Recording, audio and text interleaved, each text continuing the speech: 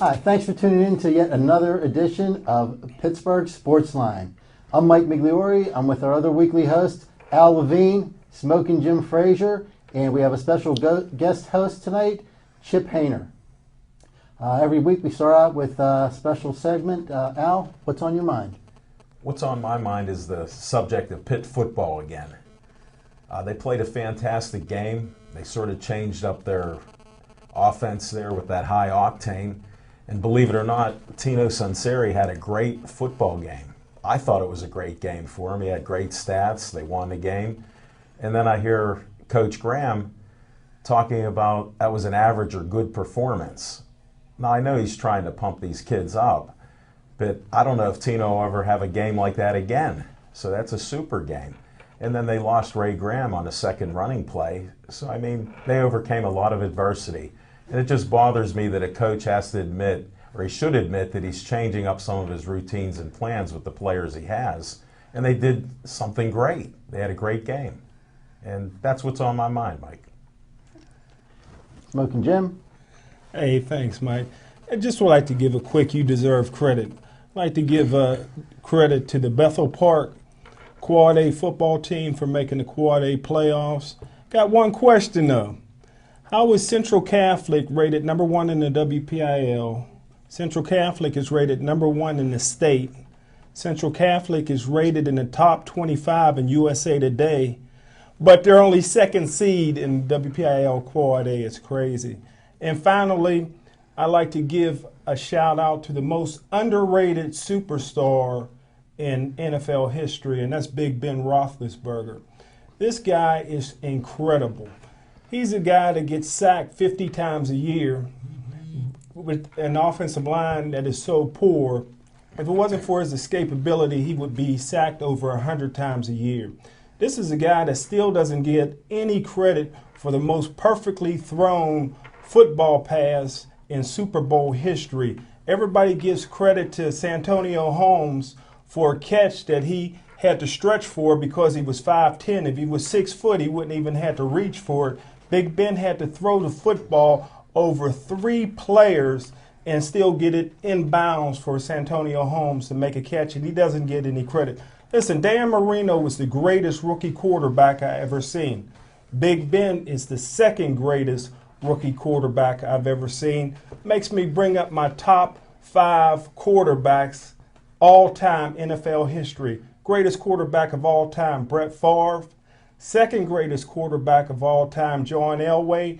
Number 3 has to go to Dan Marino. Number 4, Peyton Manning. And number 5, you got it, Big Ben Roethlisberger. Give credit where credit is due. Chip, what's on your mind today? On my mind today is the dissolution of the Big East and how they're trying to resurrect it as a football conference. And it perplexes me how they're going to continue to call themselves the Big East and invite teams in from Texas and Idaho. And I think they're just a little bit west of where we're at. The conference is falling apart, and, college football, for that matter, is very perplexing with the way they, come up with their national champion for football when they've got a fabulous system that works very well for basketball, because a team like Butler can actually have a chance to win a title, and you've got teams that are quite capable of winning a national title that'll never get a chance because of the BCS system and the farce that they've made it. Well, Chip, first, you're absolutely right. Teams like Boise State, which may be the best team in the league this year, will never, ever get a chance to play for the national championship under the current season. Jim, I can help you out with your problem with Central Catholic. The reason that Central Catholic isn't getting the recognition it deserves, it's not getting put into the number 1 spot, is that they're trying to establish separation of church and football. So they don't want to have that type of a problem, much like we have here in the United States as far as church and state, church and school, church and football. It's not going to work. Well, I also have a problem this week, though. The NHL wants to reestablish their boundaries. They want to set up a 4-division system where the Pittsburgh Penguins will play the Philadelphia Flyers only 2 times a year. You know what? I would rather see the Penguins go 8-0 against the Flyers than win the Stanley Cup.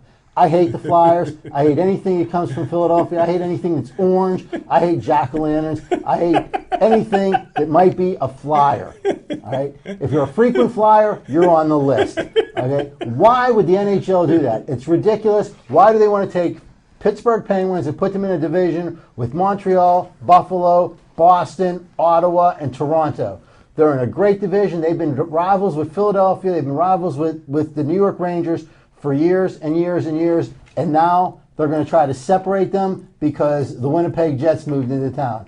Put Winnipeg in the West Division or Western Conference, take Detroit out of the Western Conference, put them in the Eastern Conference, and it's done. You no longer have a problem, Bettman.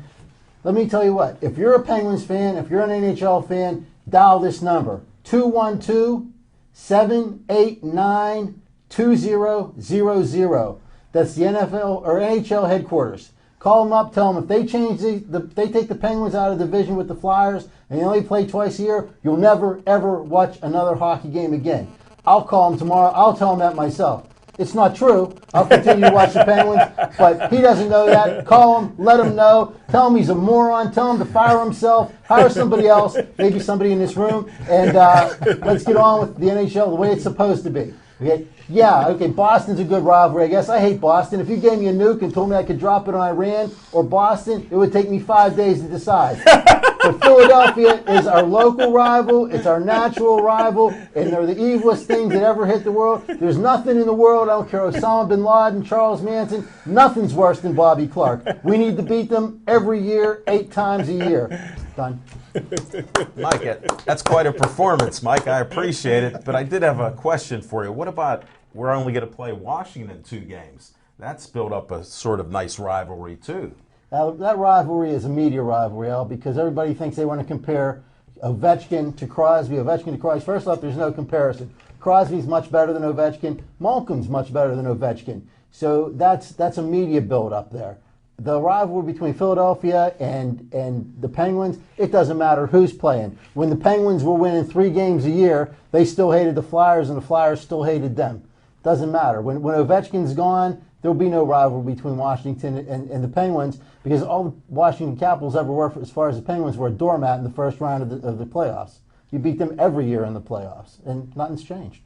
Well, I agree with you. I'm a Penguin fan, and I definitely dislike Philadelphia, and I'd hate to see that rivalry end. So hopefully we'll all make those phone calls. Maybe there's a website somebody can start that we can start promoting that. Leave it alone. We'll see what happens with that. And if Magic Mike really hates Boston the way he says, and I believed him, he must have took a lot of pride in the beatdown that the Steelers put on New England this weekend. I thought that was wonderful. Like I said, I told you, the Steelers will end up 10-6. They'll still won't make the playoffs, but they'll come in third in the division behind the Bengals and the Ravens. Although the Ravens tried to help them out a little bit. First, they lost to Seattle 2 weeks ago, and they tried to lose again this week, but Arizona couldn't handle it. And do you think that the Pittsburgh Steelers, now there's a big build-up between the 2 top teams in the division, between the Steelers and the Ravens. Ravens got to come here Sunday Night Football. I think that's a no-brainer for the Pittsburgh Steelers in that game, even with the injuries. Jim, I have to agree with you. I'm a Steeler fan, and we've been together on rooting for the Steelers and predicting these wins. So I think they're going to do a little better than that 10-6. And even with all these injuries, they may have to change up. But look at how they all have come in and performed like they have, and we got the W. To me, I'm not about the artistic game. I just want the W, and whatever it takes to do that. We've changed our style. Even though we dominated the time, it was all a passing game. Short passes are like a run now. So, that's a good thing. Maybe it'll open up the run, because we're going to have to run. We can't have those guys, Suggs and Lewis and Ed Reed, coming after us on every play on a pass. So we will have to run, but I still think we can win the game. What do you think, Chip? Well, generally after a big win like we had last week against the Patriots, there's the usual letdown in Steeler teams historically. But I think after the humiliation that we suffered on week 1, we won't have any problem being up to the task this week. Now, I'd like to disagree with Mike down there. I do think the Steelers will end up winning the division. The stumbling block I see is not so much this week against Baltimore, it's the following week, because after 2 big games back-to-back, Cincinnati can't be ignored. Well, I got something that's a little controversial. Hines Ward is making $4 million this year as a Pittsburgh Steelers wide receiver. If you take all the other wide receivers who are clearly, the new money receivers, clearly better receivers at this point in their career, all their salaries combined don't add up to $2 million a year. Is it time to maybe release Hines Ward, bring in an offensive lineman, and save $4 million? Or would you guys keep Hines Ward, on the team as your 4th or 5th option? Without a question, I would keep Hines Ward, and the reason being because he's been mentoring these young receivers who are now just finally learning how to be professionals, and his job's not done yet, and I still think he brings a lot to the team and in the leadership role. Maybe not he doesn't have the physical skills that some of these younger guys do, but he's showing them how to be professionals and how to be, answer the call every week. I would keep him also, and with his contract, too. I can't see them just letting go of him at this point in time, although it may be a sure sign that he should retire or at least think seriously about it. Now, as far as retirement, I said this when we talked about Brett Favre a while back. If you're paying me $4 million, I'm coming to play. Why would you retire with that kind of a payday from a game that you enjoy playing? You enjoy your job. They're paying you to do it. You should stick around. The Steelers' end of it, well, I don't know why they gave him that much money, but except that he's a fan favorite. And at that point in your career, you don't get paid for what you're going to do. You kind of get paid for what you have done. And these other receivers will get their first big payday the next time they're up for a contract, and they'll get a big payday near the end of their career if they continue to perform the way they are. Mike Wallace is a great receiver, maybe one of the best in all of football. And Brown is very fast, and they have two really good receivers there. Hines Ward is I don't know if he's a mentor or whatever, but he's somebody that has been popular with the fan base, and that's probably the biggest reason that they keep him. As far as going out to look for another offensive lineman, well, the last time they did that, they couldn't find one, so they brought back Max Starks. Thank you. What makes you think that they're going to do anything better this time around? Jim, he's going right to my main point. Look at how the team has improved since Max Starks has been back with the team in the line. I'm not saying he's perfect, but look at the winning streak that we're on because of that. Right, Jim? Look what happened here. And I was told that he doesn't even do anything on the field. So Have you watched a Steeler game anytime in the last 10 I years? have not missed 1 second of the game, and I've heard you've had some issues, and I think you might have missed a few of the minutes of the game. No, I never miss the games. Okay, just check it with Well, let's say I never miss the games I want to watch. you. Well, that's my point. I think you missed some of the last game. All you have to do, if you know anything about the game, all you have to do is watch the guys. Well, put it like this. They cut him earlier in the year because they wanted to play Trey Edwards. Salary. So, Salary. Yeah, salary. Salary. Would you pay him that amount of money? I wouldn't. They paid Haynor Woods $4 million. Well, you just beside the point. said he earned it over time. He may not be worth it now. That's what opinions are. And so you're just saying that Max Starks never earned it. So, I guess you're right. You're absolutely right. My mistake. I knew I'd get you to agree with me eventually. You're right. He is way overpaid. And I tell you a guy that is doing a great job and has to be up for Assistant Coach of the Year is Dick LeBeau. Dick LeBeau has taken that defense to a whole new level. If you look at all the injuries, you're missing All-Pro James Harrison. This week you're probably going to miss future All-Pro Lamar Woodley's probably not going to play. Lawrence Timmons only shown up this year at the bank. He's been invisible. His face has been on the back of a milk carton all season long, and Dick LeBeau just keeps reinventing himself at 74 years old. He went to man-to-man coverage against New England, totally threw off their timing, and that's the key reason why the Pittsburgh Steelers was able to beat Tom Brady. Well, yeah, Jim, you bring up 2 good points. First, somebody at this table told you a long time ago that Lawrence Timmons was the worst draft pick since Alonzo Jackson. And also, not only should Dick LeBeau get Assistant Coach of the Year, if there is such a award, I know they put him into the Hall of Fame as a player. He should have gone into the Hall of Fame as an assistant coach. Yes, sir. And during the years that Cowher was here, he should have got Coach of the Year for being able to drag that bum through this season. We're trying to talk about current events here right now. Well, Chip? you know, we're giving talking Dick about LeBeau a lot of credit, and Dick LeBeau has earned it. He deserves it. But I'll tell you, the biggest change in the Steelers' defense this year, I think, could be attributed to another coach.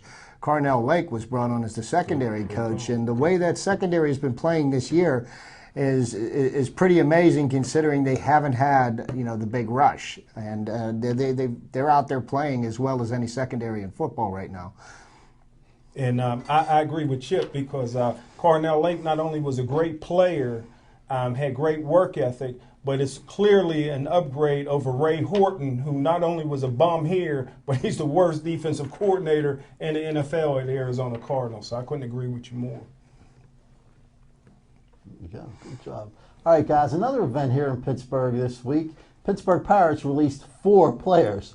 3 of them at one point were starters. Ronnie Cedeno, they released Domet and Snyder, both backup catchers at this point, and Paul Maholm, who just never lived up to what he should be as a pitcher, I guess.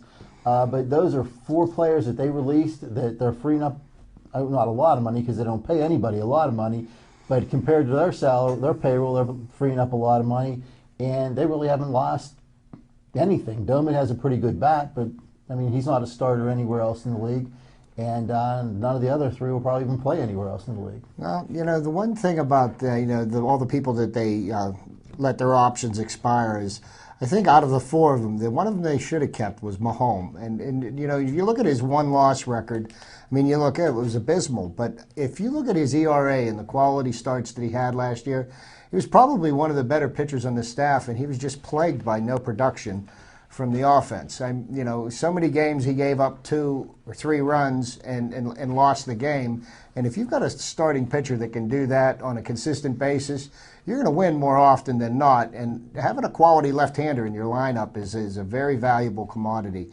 I think he's, they were going to pay him, $9+ million for next year if they picked up his option. Yeah. I wouldn't be too surprised if they didn't sign him for less. I think it would be in their best interest to do that, because their pitching staff is actually their pitching staff just got burned out last year. Through May and June, they were throwing in 5 or 6 pitchers every game to win 3-2 games, 2-1 games, and by the time they got to August, the pitching staff was just completely worn out. We had some of that discussion in our first show, Chip, where we were saying that they were overachieving, these pitchers. And you're right about the offense. We had said how weak it is, and it's still the same. And even with these cuts, they had to pay a couple $1 million to end those contracts. But what are they going to bring in to change, the performance on the field? That's the problem we do have. And I did want to change the subject a little bit, but I had made a prediction about St. Louis winning the World Series in 7 games. And I got a couple Snickers from the guy to the right to me now. And kudos to St. Louis. I'm not a big fan of St. Louis, of course, with them being in our division. But they did win the World Series and had quite a few good games there. And we're going to have to see where Pujols ends up. There's a lot of rumors out there. So if you guys have any thoughts on where Pujols might end up, I'd like to hear some of that. Well, Al, you know what? You're right. I was laughing at you. Had nothing to do with your prediction, though. I thought the Cardinals are absolutely capable in the World Series. They had the best player in the game. I would like to have seen the Rangers win the World Series only because I'm a huge Nolan Ryan fan. And I'll tell you what, in Game 6, when they walked 4 guys straight, I'm sure Nolan Ryan would have liked to got out of the stands and come back and pitch. But that Game 6 definitely turned the tide for them. You can't let teams catch up with you like that 2-3 times in a game from 2 runs down and expect it not to ruin you for the next game. Well, I disagree on the next game theory. They did come out and scored 2 runs in the first inning.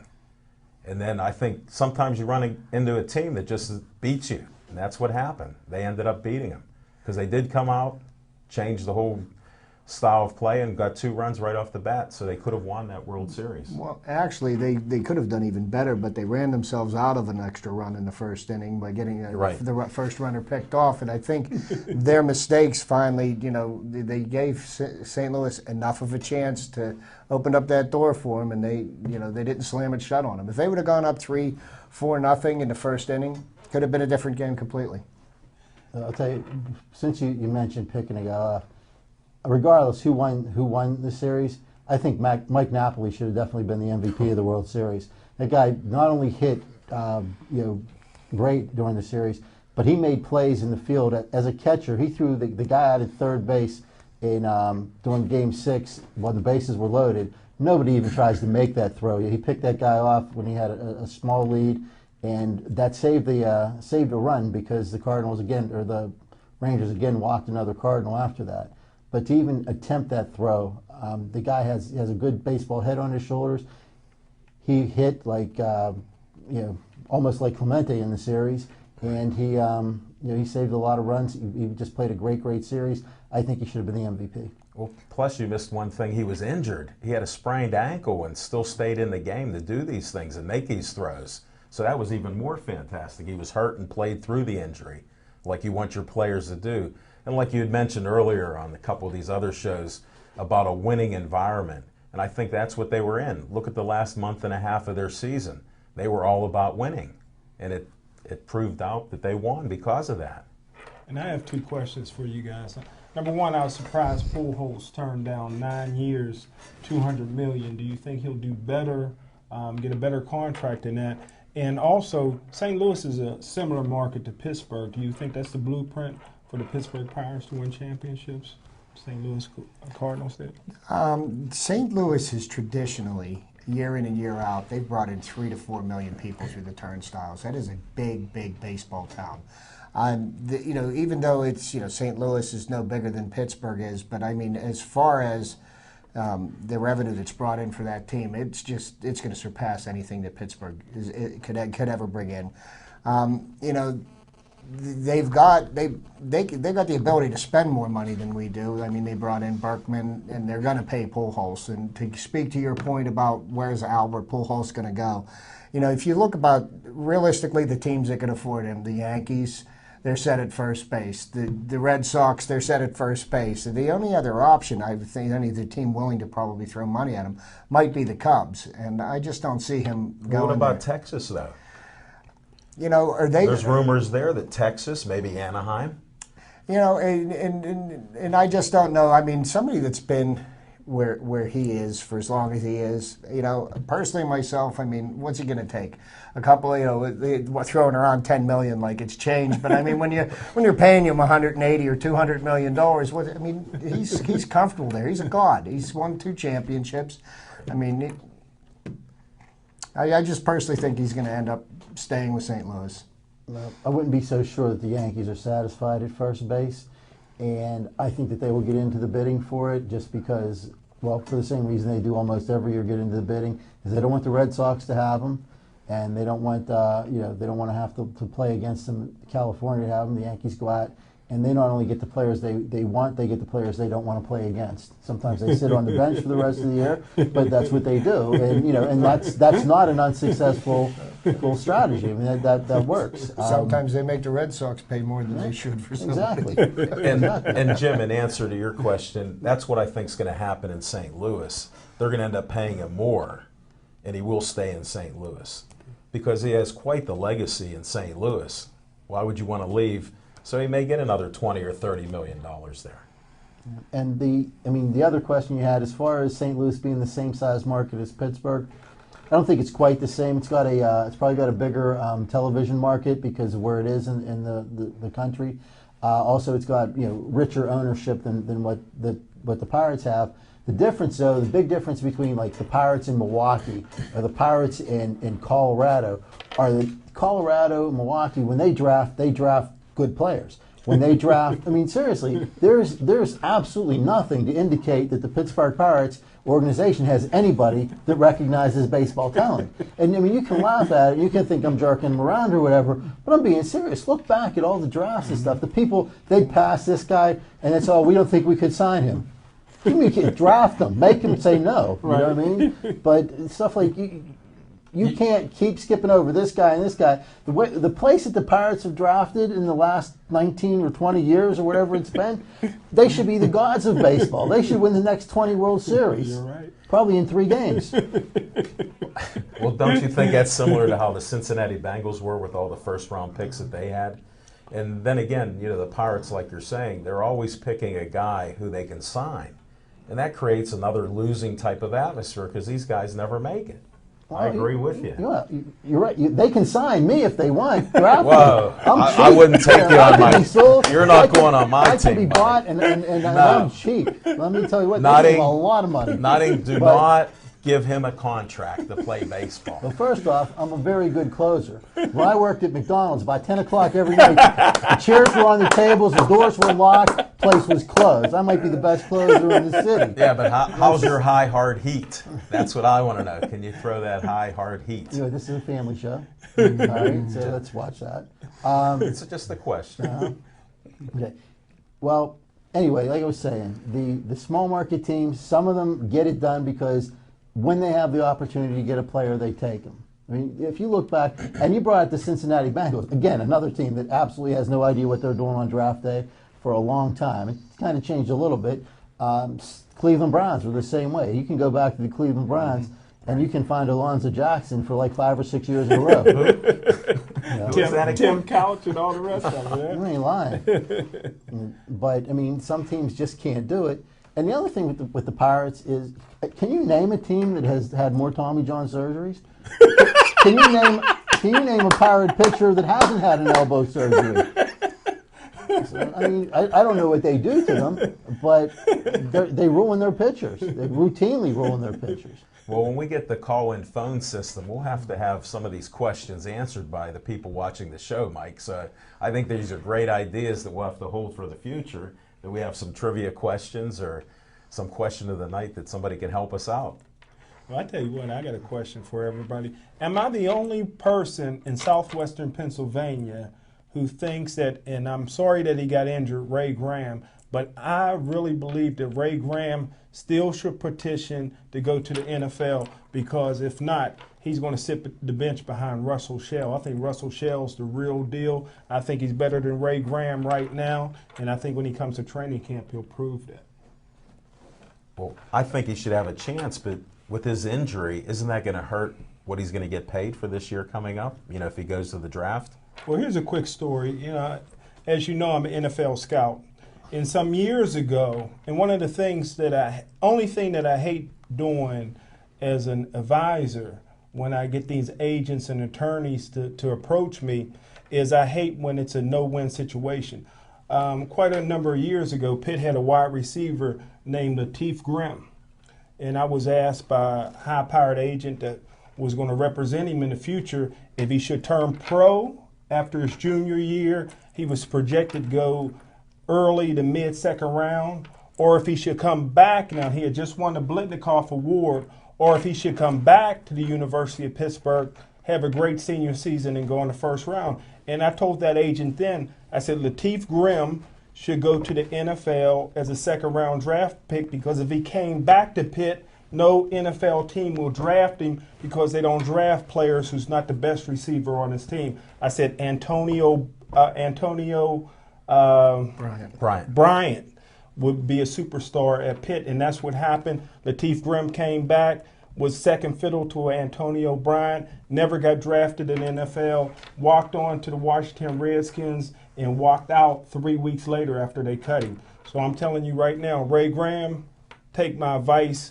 You'll be a third-round pick in the NFL draft. Go there, because Russell Shell ain't coming to Pitt for autographs. Russell Shell's coming to Pitt to be freshman of the year in the country. Jim, since we're having that discussion, what's your criteria then for judging like Ray Graham? If he didn't get injured, would he have been a first-round pick then? Well, he might have been. In your, expert opinion. Well, like Magic Mike said, only one team got to like you. I wasn't a real big Ray Graham fan, because when you're a great, listen, he ran through a lot of holes that you can drive truck throughs. Right. He had a lot of things that you liked, but he got tackled too many times, in my opinion, one-on-one. When you run 15 yards down the field and it's just you and a safety, he shouldn't bring you down, and that happened too many times with Ray Graham. Always been a backup at Pitt. Dion Lewis played ahead of him for 2 years. Right. Now, listen, he is well-liked. He was having a great season. The NFL liked. He's quick. He's fast. He would have had a place in the National Football League. So that's what I was looking at. But if he comes back, believe me, Russell Shell, Ray Graham and those guys, it was between Pitt and Rutgers. With Russell Shell, it was between Pitt and Alabama. This guy's getting ready to go over 9,000 career yards here in southwestern Pennsylvania. I think he's the real deal. I think he's the best back to go to Pitt since Tony Dorsett. You opened up another question for me on your man Shell here. Now, I read an article or heard something that he's never lifted a weight, and he said, now I'm going to have to lift some weights and I'll improve a lot more. Now, I only watched him in the one game that was just televised a couple weeks ago, and I believe, like you do, that he's the real deal, and I didn't know he never lifted weights. So to me, that's like another Herschel Walker type of guy. Yeah, I was going to mention, that's something about sorry, Chip, I didn't mean to. Herschel Walker, because there was a guy that never lifted weights. He just had such natural athletic ability, and if you looked at him, he looked like he had lifted weights his whole life. Well, here's the only thing you need to know about Russell Shell. Number one, he's a freak. Up until 1981, nobody has ever rushed for over 4,000 yards in the WPIL. He's getting ready to do 9,000 yards. But this is all you need to know about a natural guy. When he lived in Ambridge, you could not play football until you were 6 years old. They had a 6- and 7-year-old team. They let him play at 4 years old, and he started at nose guard as a 4-year-old kid. That's a natural freak. Pitt is very lucky to get that kid. Thanks for sharing those insights, Jim. I love that stuff. That's why we have this sports talk show. Great insights. One thing about Russell Shell is so far, like at Hopewell, he's been running like a man among boys. He's always been the best player on the field. When he gets to Pitt, maybe the best player on the team, but against the other teams he plays against, maybe not so much the best player on the field anymore. But you know what? Maybe he is. He's a very good running back. Maybe he will be the best player on the field. But he will have to probably change his training regimen a little bit. He's going to be against the faster and bigger guys all the time than he has been so far. Well, if Pitt stays in the Big East, he may be the best player on the field, considering the talent that he's playing against. Great point, Chip.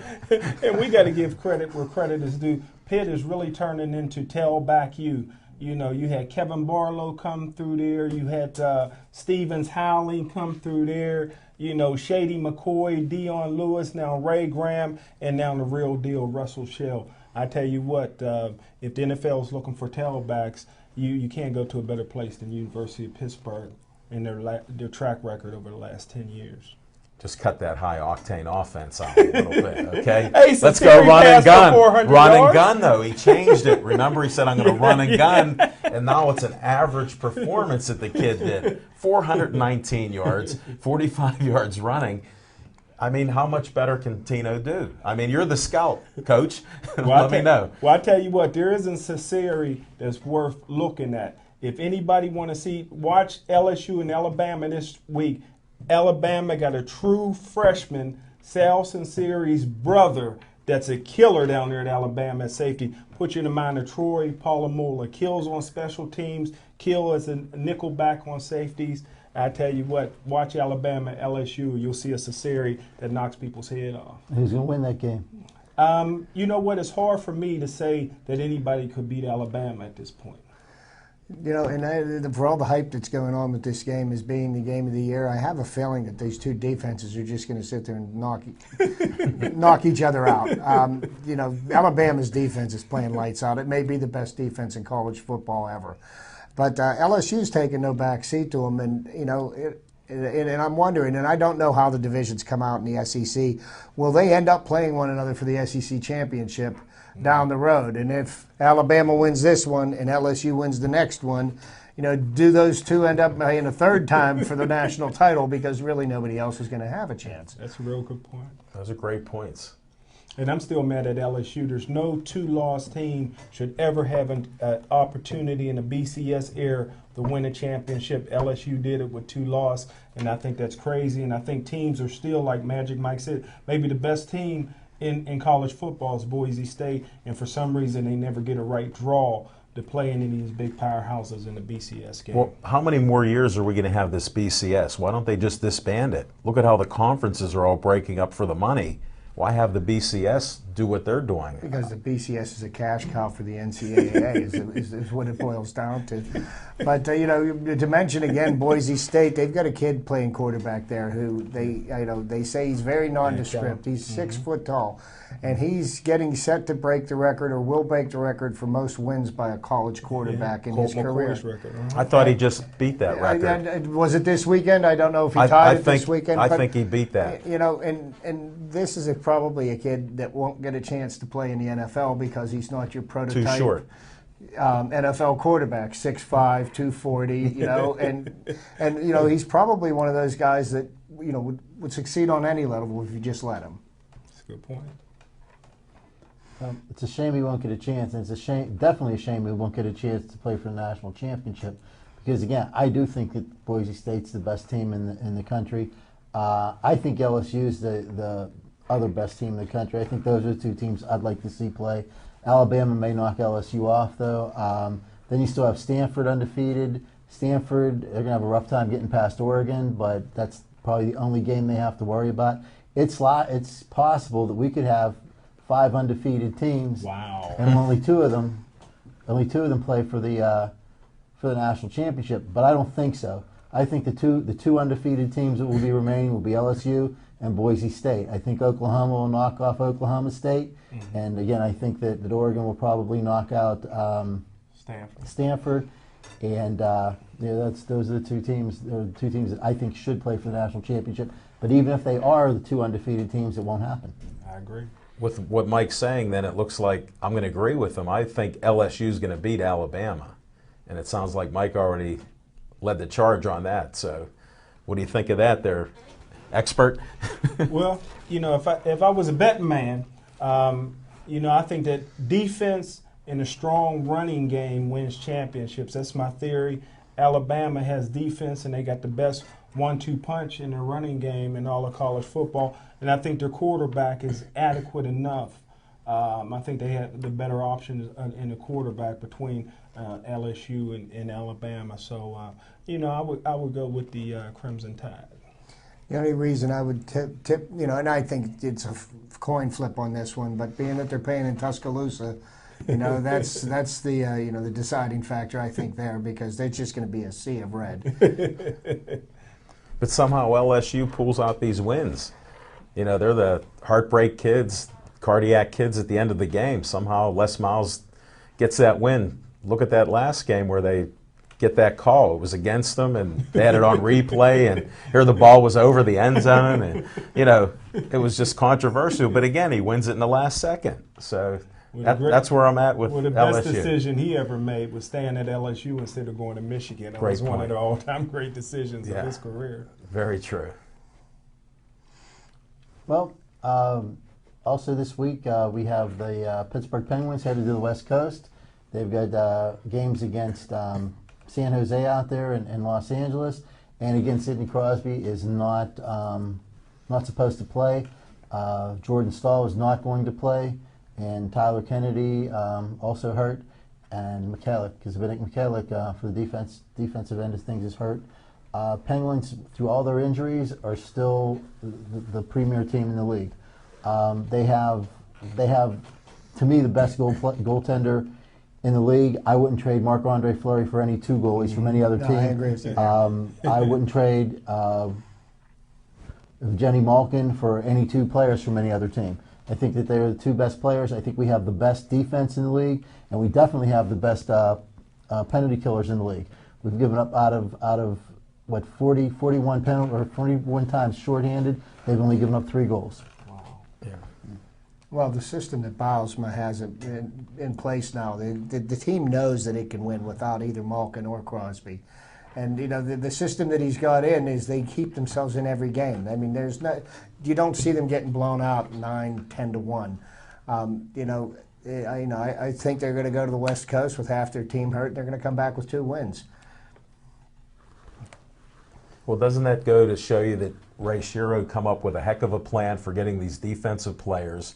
And like we were talking about the Pirates, there's a winning ethic, a winning tradition here, that you have ownership that's backing their general manager to get these players and put all the pieces together so they're successful. And Bosma's done a great, fantastic job. Plus his coaches there have helped him out tremendously too. I got to agree with you, Mike. It's quite the team.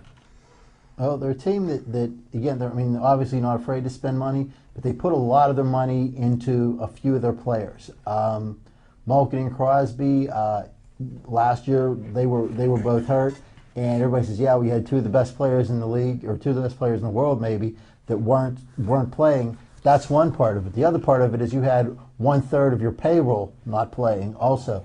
And right now, Zbigniew McCulloch's hurt, but he's making $5 million a year.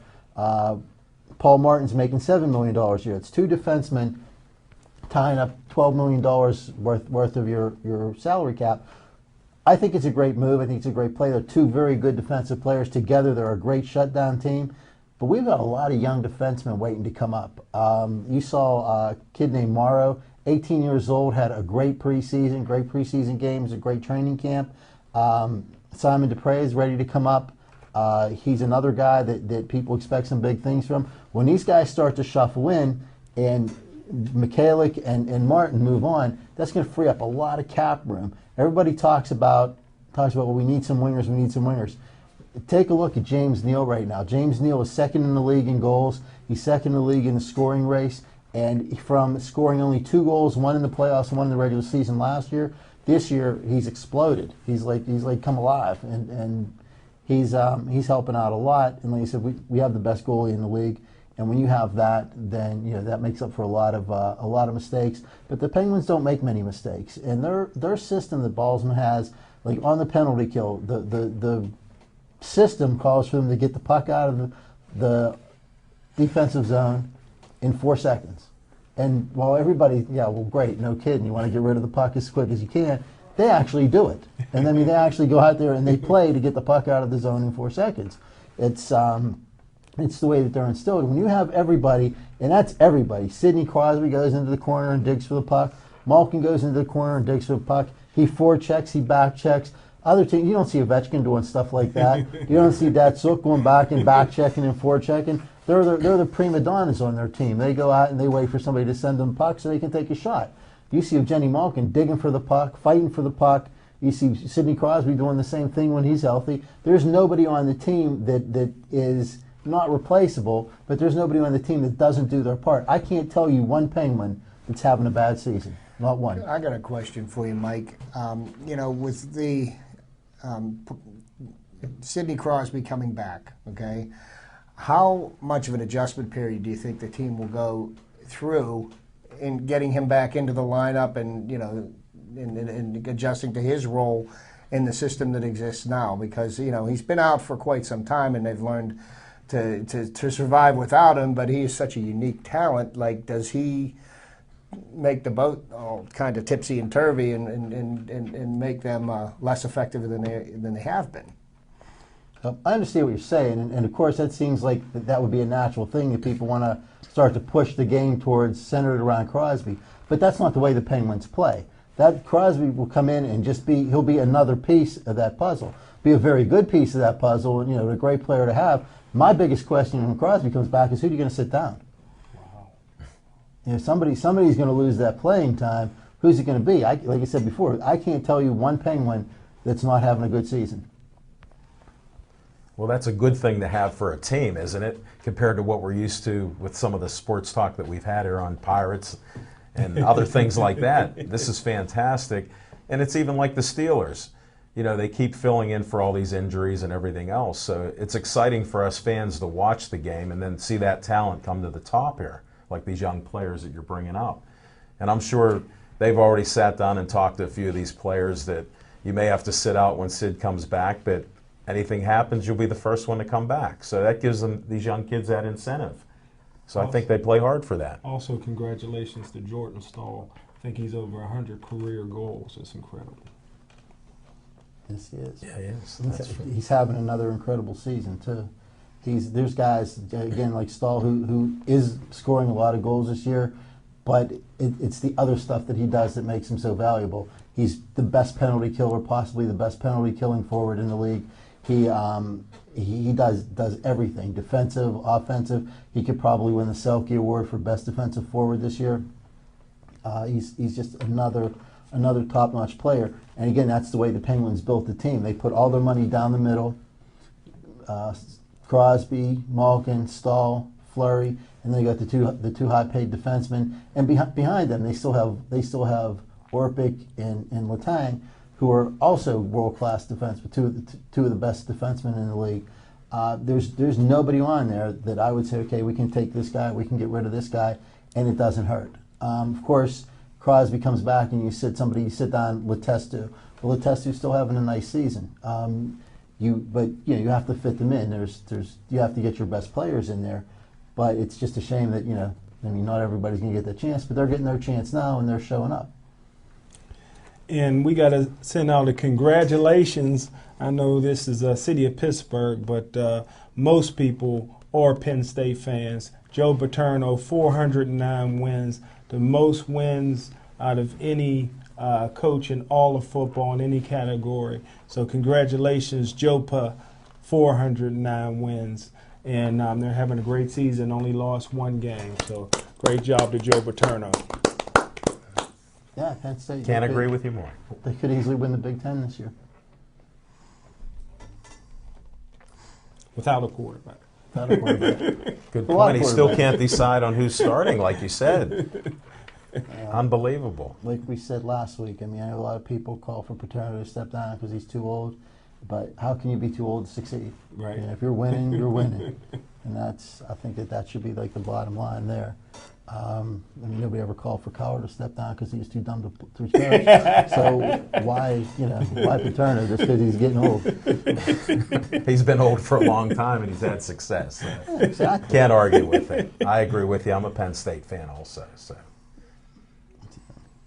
And you might think he's old, but not compared to him. He's just he's right in there.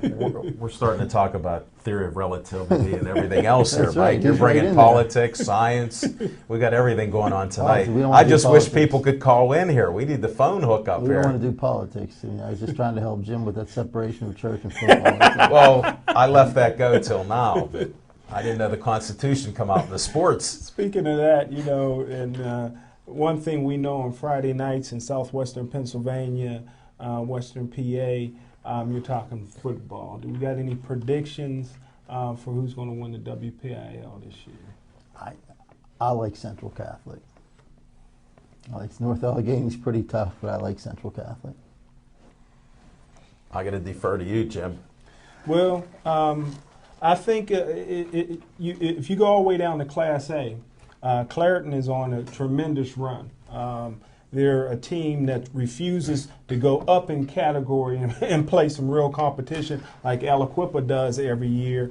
But I think that this is a year that Stowe Rocks, if they show any heart, can beat Clareton. I look for that to be a huge upset. Stowe Rocks was set to do it last year, but half their team were academically ineligible after the fifth game of the season. To interrupt you, did they solve all that academic trouble that they had? It was on highlights on the 6 o'clock news, which was unbelievable. They solved it the only way that you can solve that problem. They lowered it to 1.0. If you got a D, you can play for me.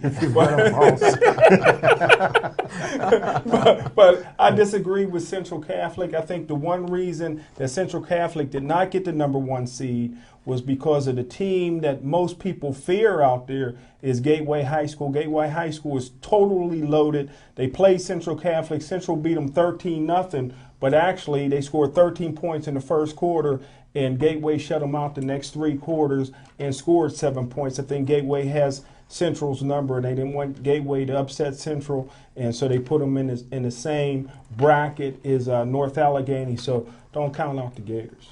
Do we have to put a disclaimer in since I heard rumors that you're from Gateway? Is there any rumors to that? I don't think that's necessary. Jim's absolutely right. The Gateway Gators, once again, are geared up. They've got enough players and enough coaching to go most of the way one more time. They'll almost get there again.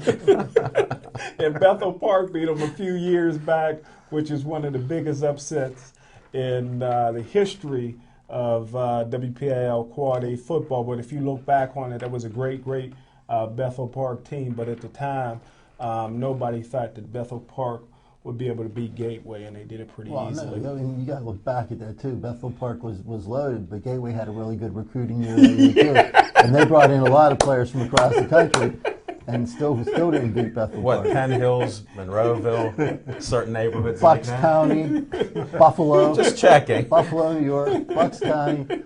Yeah. I mean, there was a rumor that some of them actually lived in Monroeville at one time or another. During the year? Not necessarily while they played there. Thanks for sharing that inside information there. From Jim. Actually, I used to say that stuff a lot, and people would laugh and think I was joking. We had Pete Marino on the show once, and he confirmed it. In fact, he recruited Jim from Penn Hills. Wait a second. Tell me I'm lying. You're telling the truth.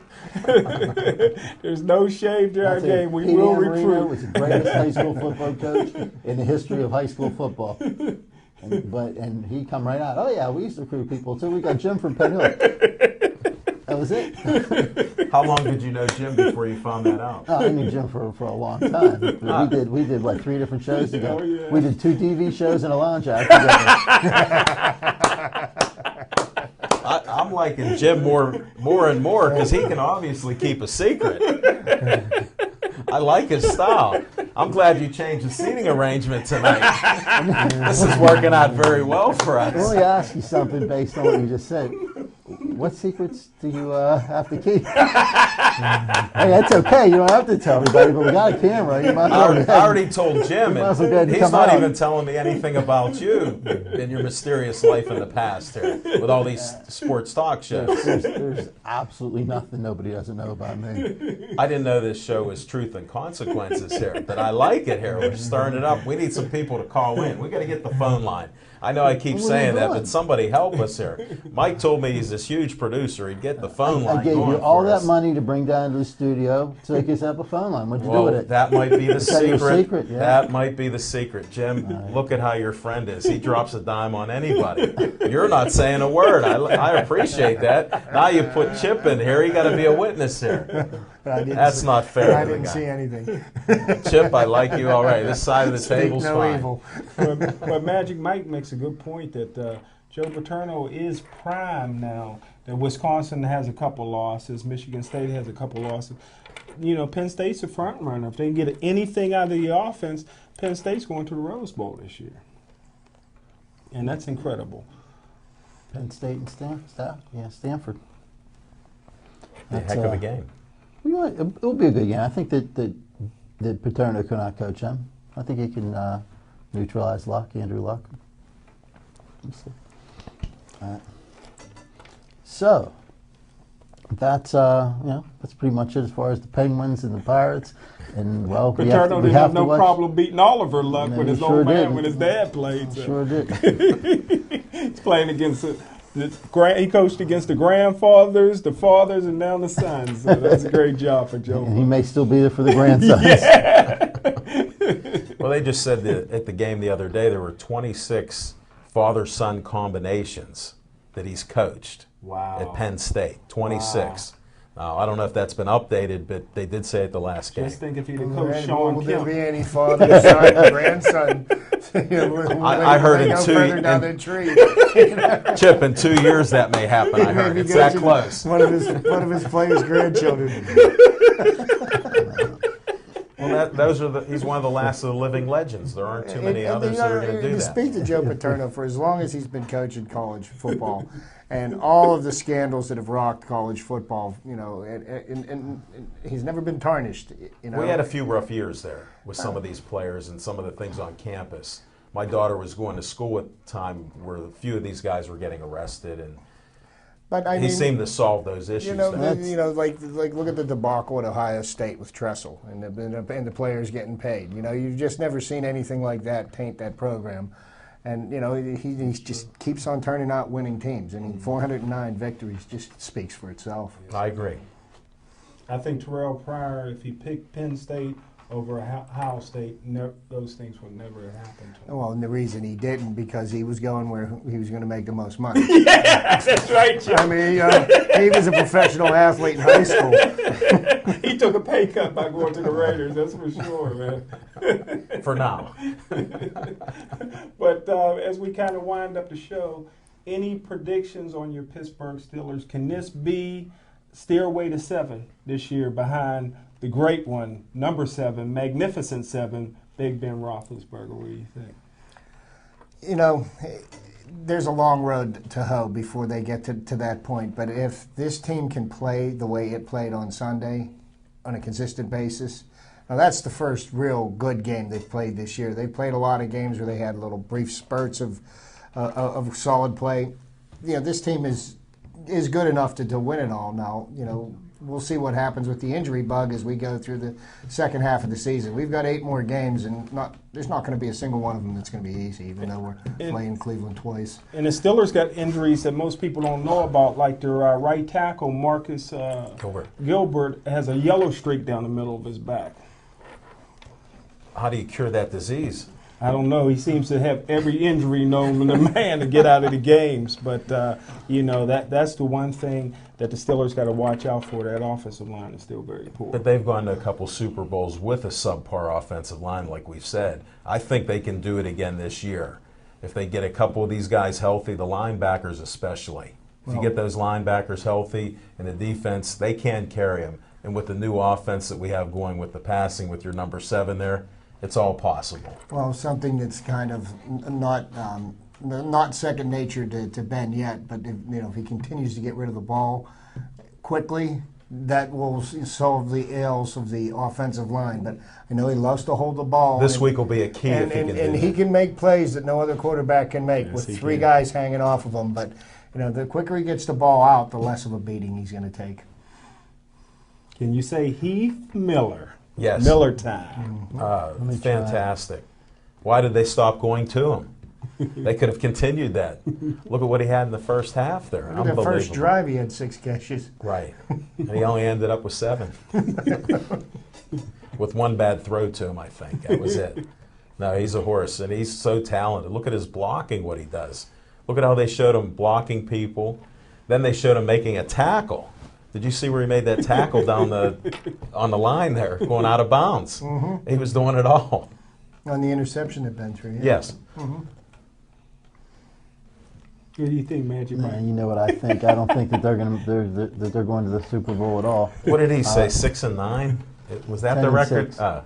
They said 9 and something. What league do you play in? 9 and 7. You were talking. We're going to pull a 6 and tape. 9. 6 and 9 doesn't work. We're going to pull a They play tape. more games than Black that. math. Anyway, Ryan. we've had a pretty good show today. Chip, I'd like to thank you for stopping in and talking with us. Thank you very much. Great man. show, good enjoyed insight. myself. Well, for the rest of the crew here, I'd like to say that we have locally First Niagara Bank and the Pittsburgh Penguins have teamed up to do promotional work for the wounded warriors or wounded soldiers in the area. You can stop into First Niagara Bank and get a little Zamboni that you can use to collect for these soldiers. It's a great piece of charity work. I'm a disabled veteran myself. I think these are great guys that do a lot for us, and that we should definitely support them. So if you get a chance going out to any First Niagara, step in there, tell them you'd like to help out with the Wounded Warriors Project. Thanks for bringing that up, Mike. That's a great idea. And I guess for the rest of the guys, again, thanks a lot. See you next week. We have been talking to some potentially pretty interesting guests coming up in the next couple of weeks, so we'll be looking forward to seeing you.